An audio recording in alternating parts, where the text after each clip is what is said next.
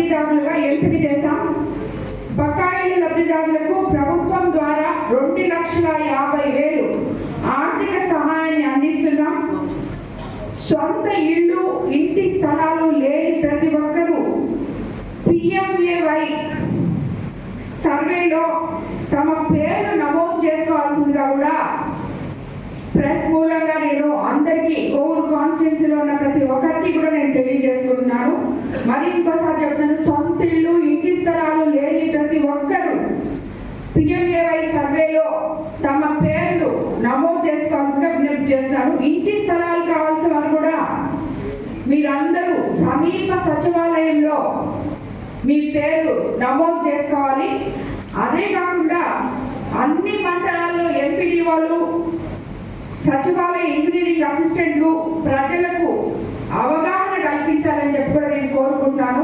ఇందుకు స్థానిక నాయకులు ప్రతి ఒక్కరూ, ప్రతి గ్రామ స్థాయి నాయకులు, గ్రామ స్థాయి పార్టీ అధ్యక్షులు కానీ, సెక్రటరీలు కానీ, అదేవిధంగా మండల స్థాయి నాయకులు కానీ ఎవరైనా ఆ గ్రామంలో ఉన్న ప్రతి నాయకుడు కూడా ఎవరికి ఇల్లు లేవో వాళ్ళు ఈ PMAY సర్వే దాంట్లో సచివాలయం దగ్గర వాళ్ళ పేరు నమోదు చేయించారంటే వాళ్ళకి రాబోయే రోజుల్లోనే అతి త్వరలో అసలే లేని వాళ్ళకి వస్తాయని చెప్పి నేను మీకు అందరికి తెలియజేస్తున్నాను. ప్రతి లబ్ధిదారుడికి, అర్హత ఉన్న ప్రతి లబ్ధిదారుడికి ఇల్లు దక్కేలాగా పారదర్శకంగా ఈ ఎంపిక జరుగుతుంది. ఎవరు మాకు లేదు, ఎందుకంటే మీకు చెప్పాను నేను గత ప్రభుత్వంలో జరిగిన ఈ హౌసింగ్ లో ఉన్న అవకతవకలు అన్నీ ఇన్ని కాదు. ఈసారి మనం అవన్నీ సరిదిద్ది ఎవరైతే లబ్ధిదారులో వాళ్ళకి తప్పకుండా ఇల్లు అందే విధంగా మనం ముందుకెళ్తాము. నేను అది హౌసింగ్ డిపార్ట్మెంట్ కూడా చాలా సార్లు చెప్పడం జరిగింది.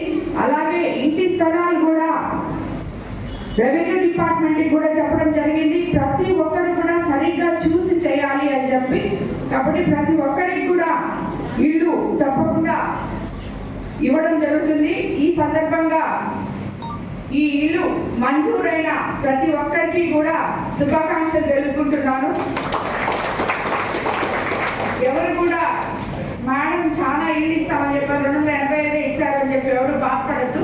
నేను చెప్పాను, అర్హులైన ప్రతి ఒక్కరి సొంత ఇంటి కళ మీది కాదు, నాది. తప్పకుండా కోవూరు కాన్స్టిట్యున్సీలో అందరికీ అర్హులైన వాళ్ళకి ఇల్లు వచ్చే విధంగా ప్రయత్నం చేసి మీకు తెప్పించిస్తానని చెప్పి మరోసారి మాట్లాడుతూ ఈ కార్యక్రమానికి చేసిన అధికారులకి, హౌసింగ్ అధికారులకి, ఇక్కడ బుచ్చి పట్టణ ప్రజలకి, అలాగే నాయకులకి అందరికీ ధన్యవాదాలు తెలుపుతున్నాను.